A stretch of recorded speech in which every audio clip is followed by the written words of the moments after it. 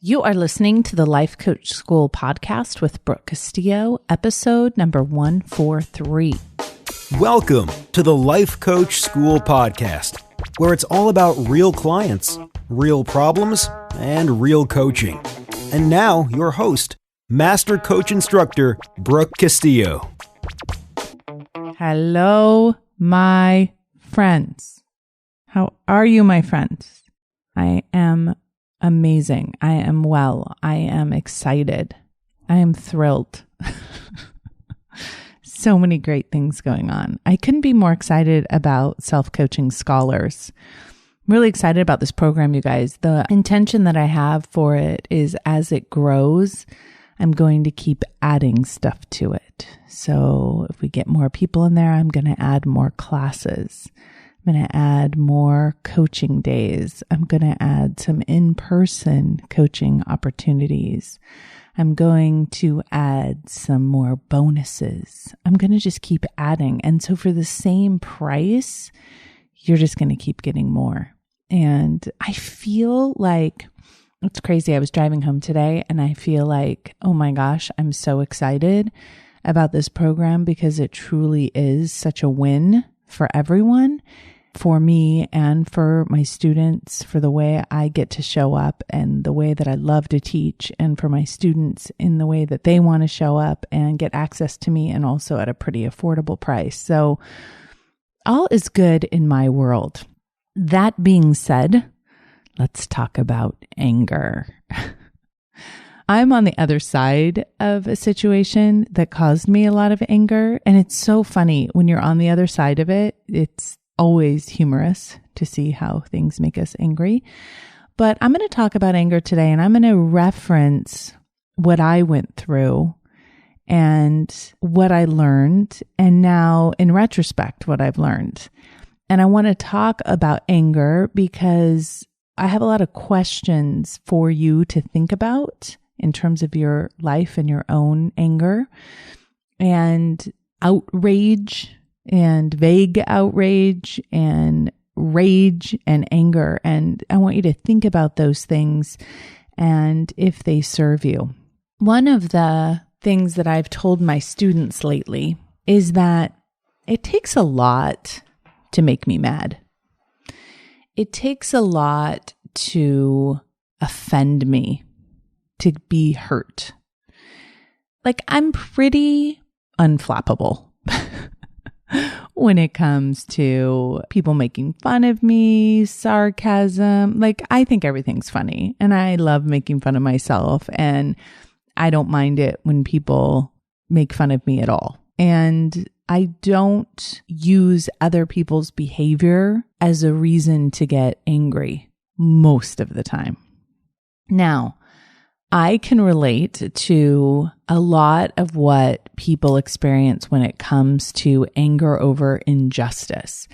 And I think that a lot of us feel as if we are justified in our anger when there is an injustice.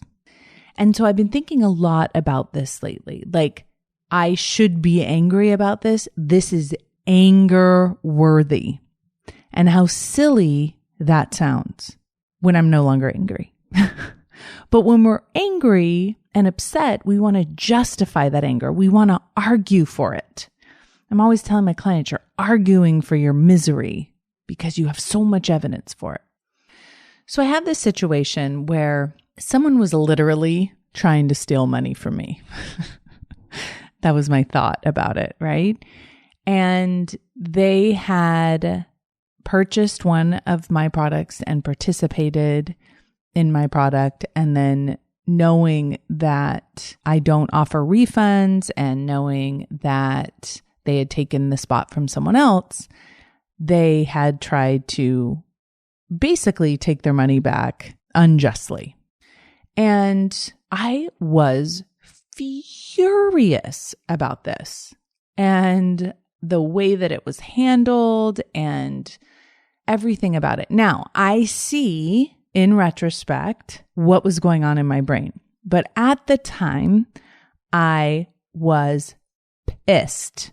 I was like, hell no, this is not okay. And I was trying to coach myself, and I was so attached to my own thinking and justifying my own anger that I couldn't see past it. So I was in this space of wanting to be the person that would be more understanding, to want to be the person that would be unfazed by this. But I was unable to get myself out of my own anger. And even though I understood that it was my thinking and I understood that it was causing me pain and causing me to obsess about it, I could not get out of it. And so when you guys are in these thought loops, when you're in these spins, I want you to recognize that obsessive feeling is your brain pretending like a certain line of thinking and a certain way of feeling is necessary and is useful. So for me, that was anger. That was this feeling of anger. And I've actually coached a lot of my students on this over the past few weeks in terms of their anger about the election or their anger about someone unfriending them because of who they voted for, those sorts of things. I mean, there's been a lot of anger going around, and I feel very well equipped to be coaching people on it because of my own personal experience with anger. Now, here's the thing. When it comes to anger, there always seems to be someone or something that we are angry at. Okay? There's something, and sometimes it's ourselves, but usually it's something out there that we are blaming for our anger. So some of the questions that I like to ask myself when I'm in a state of mind to be analyzing and evaluating the human condition is this. I ask myself, is anger useful? Is anger destructive always? Is anger an assertion of self-respect? And is anger a good protest against injustice? Now, when we are angry, it feels useful. It feels important. I mean, I'm viscerally experiencing it again, just imagining how I was feeling. And a lot of times I recognize, because I don't get angry very often, I recognize often when I do that the anger and the amount of anger doesn't match the situation. So I was talking to my bookkeeper about this, right? And my bookkeeper was looking at financials and was basically saying, so this person steals this money from you. It's not a big deal. It's not going to affect your bottom line. It's not an issue, right? Financially, it's not a reason to be mad. And I remember my coach telling me that when this has happened to him before, he just never even looks back. He's just like, whatever, some people are crazy, just let it go and move right on. And I kept thinking, okay, that's where I want to be. But that is not where I am at all. So here's where I went. I went to the place where revenge made sense. Have you guys been here? I hope that you're completely disillusioned by me, but at least you can relate to what I'm saying. So I remember when my kids were little and my son, Christian, got his school pictures and he got the little cutout ones and he cut them up and he took some to school and he gave one to a girl that sat next to him at class. And the girl looked at him and went, ew, I don't want that. And he was in second grade. And he came home and told me that she had said that. And you guys, I cannot even tell you how angry I was about this. It made absolute sense that I should go to the school and speak with this little girl in a very scary voice and to threaten her. This is what my brain did. I laugh at it now, but I was like genuine, like, of course I should go speak to this young child and explain to her that she should not be rude, that it hurts people's feelings. So when this recent situation happened to me, I felt the same way. I started thinking about ways, literally, that I could get revenge, that I could stick it to this person. How dare they do this to me? All this time, I'm recognizing what's happening, but it was like a train I could not stop. Now, I'm at the point, thank God, in my self-coaching where I can stop myself before I take action, right? But the thoughts kept coming. The ideas kept coming on how I could enact and act out my hell no, you are not going to effing do this to me. And kind of thing. And like genuinely like thinking about how I could even that playing field. You're going to give me an injustice. I'm going to give you an injustice, as if somehow that was useful. Now, can you guys relate to this? Like, doesn't it feel useful? I watched this happen with the election. I watched people calling people names for calling people names. And we feel so justified in it, right? We're like, how dare this jerk call this person a jerk, is basically what we were doing, right? How dare this jerk call this person a jerk?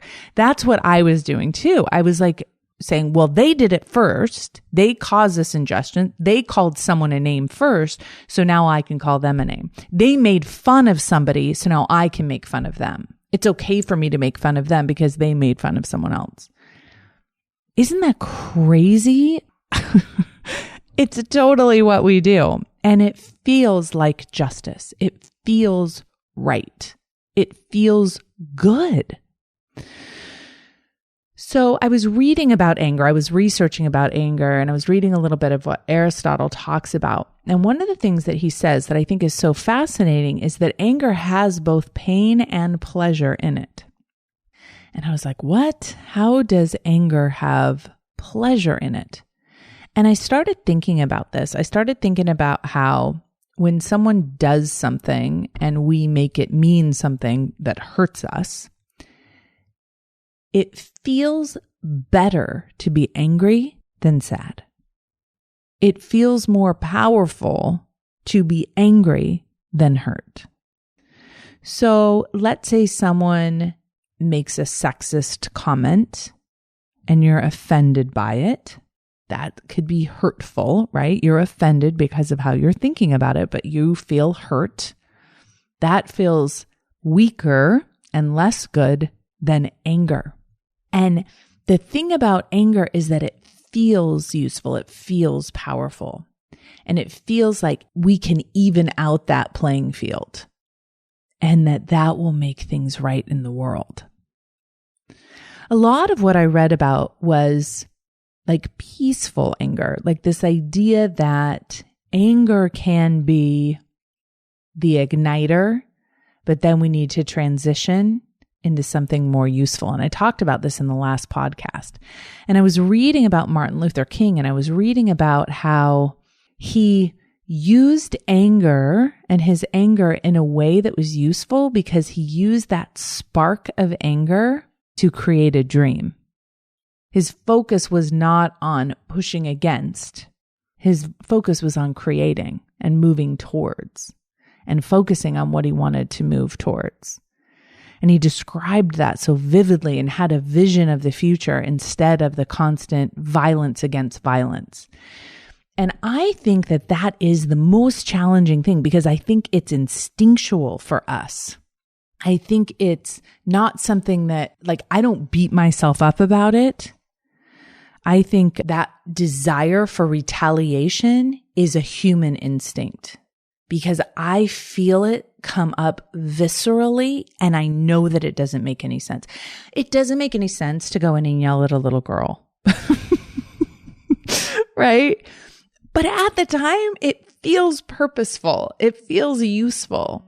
It feels like I'll go in and be mean to her because she was mean to my son.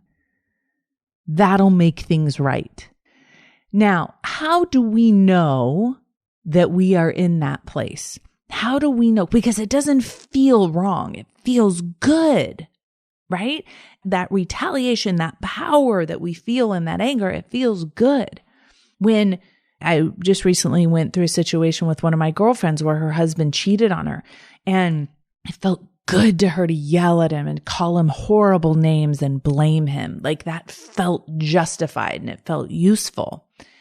And I kept trying to tell her and show her how not useful that was, how it was deteriorating her relationship with herself and with her husband and with her children.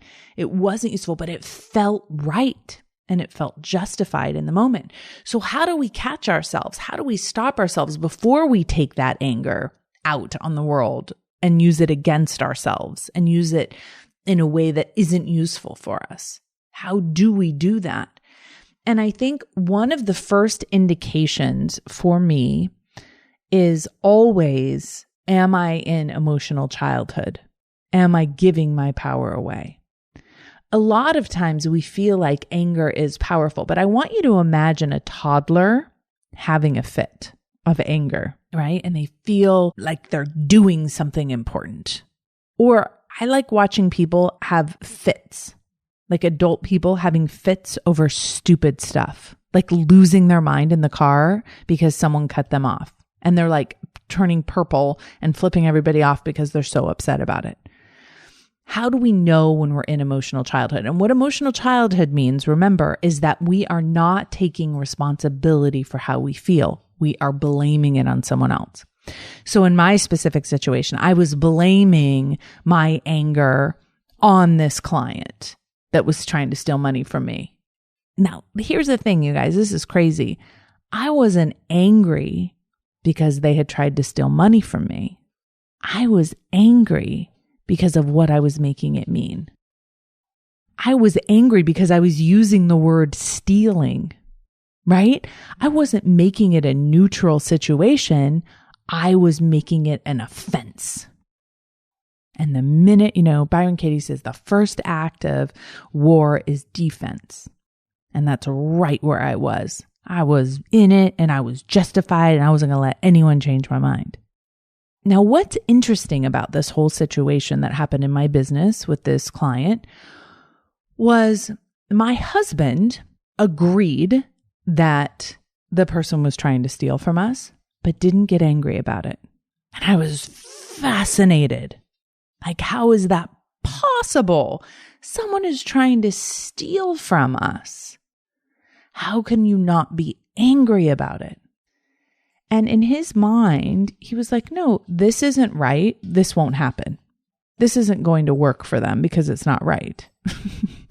And he didn't know that at the time, but he saved himself a lot of drama by feeling that way, by thinking that way. I was not such an emotional adult. And it's funny because when I talk to my friends, when I actually have my good friend who lives here locally and I go hiking and go to coffee with her sometimes and she coaches me. And when I present ideas to her that I think are outrageous and she doesn't think they're outrageous, she's like, oh, this is no big deal. Why are you upset about this? This is no big deal. And I talk to my bookkeeper and he's like, this is no big deal. I know it's my brain like retaliating against me. I know that. And yet I still couldn't find my way, right? I couldn't find my way out of my own anger. So let's go back to thinking about it from kind of a conceptual idea, because when we're in it, we can't think about it conceptually because all we are is mad. I don't know if you guys can hear that, but my puppies are on my hardwood floor and they're fighting over a toy. It's very, very cute. Okay. So I want us to think about this conceptually. I want us to back up. And this is something I try to do with my clients when they're in the middle of anger, because I can hold the space for them because I'm not angry, right? They're angry about something. I can see very clearly that it's not useful to be angry about something. So I try and help them back up about it. And this is one of the things that I do in my coaching a lot that I think is important is once we're beyond the emotion, right? Once I'm not angry about this client anymore, really analyzing what went on for me there so I can be preventative next time. Because I feel like there was a lot of energy that I spent spinning in a thought loop, and I wish that I could have gotten out of it sooner. And especially now when I can think about the exact same situation and feel no anger, I want to be able to start there. So here's the question that I asked myself that I thought was really kind of fascinating. First of all, you have to ask yourself, what is anger? How do you recognize it in yourself? How do you know you're experiencing it? So I think there's two main questions. First of all, what are the thoughts you have that cause anger? Now, for some of you, you're angry a lot of the time, so you're going to have a lot of thoughts that create it, right? Those of you who are very easily offended by things are going to be angry a lot more than those of us who aren't. So those thoughts will be something like, this shouldn't happen this way. People shouldn't behave this way. Right? This situation shouldn't have happened. We have expectations of things happening a certain way. So that's the first question. What are the thoughts that cause anger? And then the second question is, what does anger feel like in your body? What is that vibration and that experience like? So I was reading about how there have been a significant number of deaths caused by vending machines. This is not funny, but it kind of is funny, right? So people put money in a vending machine and they expect that it will work. They expect that their food will come out of the vending machine. And when it doesn't, they get angry. They blame the vending machine for what they're experiencing. And often people take their anger out on the vending machine by shaking it, punching it, moving it, whatever. And in a significant number of cases, those vending machines have fallen on those people and those people have died. So I think that that is the most beautiful example of how we cause our own suffering and sometimes our own death with blaming an inanimate object. So whenever you're angry, I want you to ask yourself, what's the vending machine? Is it your husband? Is it your kid? Is it the person in front of you that cut in front of you in line? What is the vending machine in this situation? And then imagine somebody losing their mind on a vending machine, punching it and kicking it. Have you guys ever done this? You shake it. You're like, I was really looking forward to that soda. I was really looking forward to that bag of chips and now it's stuck. Or sometimes you put the money in and it doesn't do anything. It just eats your money. It just steals your money. That was my situation, right? My money got stolen from me. And there's an injustice. That's not the way it's supposed to work. Or someone makes a rude comment, or somebody does something that's completely inappropriate. Whatever it is, that then becomes your vending machine. Now, you're going to think thoughts like, it shouldn't have done that. It should give me my food. It should do what it's supposed to do. It should do what I expect it to do. It should do what I had planned on it doing. And when it doesn't, we get angry. What are the thoughts and what are the feelings? That's really, really important. Now, think about that person getting really angry at the vending machine. What do they do? Okay. And that's like the third piece of it. So for me, it was fantasizing about retribution. It wasn't actually doing it. But I think in many ways, for me, it was just as detrimental because those thoughts were just spinning in my brain and preventing me from being able to focus. So when you get to that place in your mind where you're feeling angry, what are the actions that you either do or you think about doing, right? Do you yell? Do you scream? Do you act out? Do you shake something? Do you seek revenge? What is it that you do? Now, I think that that question provides us with the most useful answer to the question, is anger useful? Now, here's what I want to remind you, and this is a great transition for me into the difference between the spark of anger being useful and perpetual anger being useful. If you are angry about something, a lot of times you will feel like that is useful and it will create good change in the world. So for example, if we're angry about racism, then we use that anger to create change. People believe that. But what you miss out on, and Martin Luther King is such a great example of this, is the change that Martin Luther King created in the world was not fueled by anger. It was fueled by hope, desire, and determination. He had the spark of anger, the spark of that injustice, and then he focused on its opposite and created that and went about creating that with lots of great energy. And that's where anger can be useful. It lets us know, it's a signal that something has gone wrong. And one of the things that I like about anger is it can be a warning against complacency. So if you think of it as just a tap on the shoulder, like this is not right, something has gone wrong. So let's go back to our vending machine. We put our money in and our chips don't come out of the vending machine. And we feel a little bit of anger. Something has gone wrong here. We're not like, oh, well, sometimes you don't get your chips, right? That's not what I'm suggesting at all. But you get that little spark of anger. Now, you may want to punch that vending machine. You may want to shake it. You may want to break it. You may want to pull it over. Right? You may want to do something insane with that vending machine.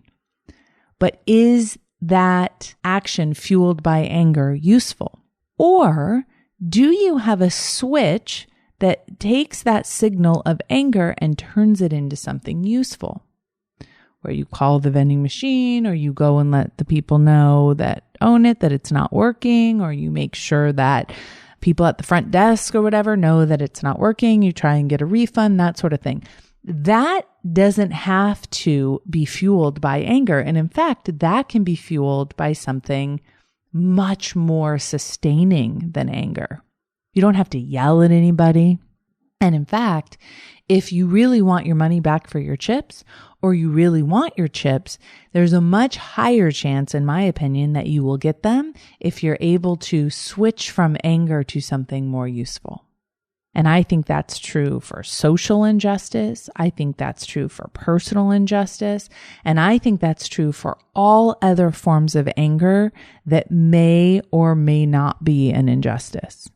So the question is, how do you know if something's an injustice? Only if you believe that it is.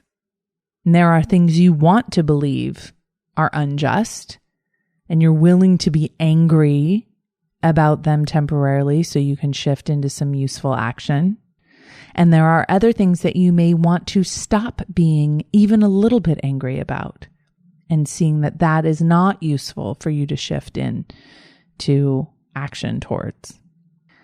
And I think that if you are someone that is angry a lot, you have to question the beliefs that are constantly perpetuating that anger, and ask yourself, are those the beliefs that are most useful to you in your life? Because is that anger really serving you if it's constantly there? And I think the answer is no. If you're always angry about everything in the world, you won't have enough energy to make your life better. You won't be taking responsibility for your life and changing it and making a contribution. So the other thing that I think is interesting to think about is that usually anger is always preceded by pain. There's always a little bit of pain and then that spark of anger. And I think being able to understand that you are in pain as well will really help with your ability to be compassionate. And think about this for yourself. Do you want to be someone who's quick to anger or slow to anger? And here's the craziest thing, is you get to decide that for yourself. That isn't something that's innate. That's something you get to decide and work on. And I will tell you, this last round of anger that I had was exhausting for me, because I'm not used to being angry, and it wore me out in a lot of ways. I went into a thought loop that was constantly producing anger. I'm used to producing anxiety for myself on a loop, but I am not used to producing anger on a loop.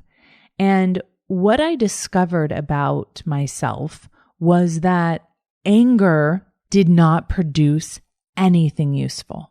Only when I shifted into truly understanding where this client must have been coming from, truly understanding where I was coming from, was I able to make any peace about it for myself. That was when I was really able to come to the place of enacting change and making a change that actually served me and my business and the other people in my life.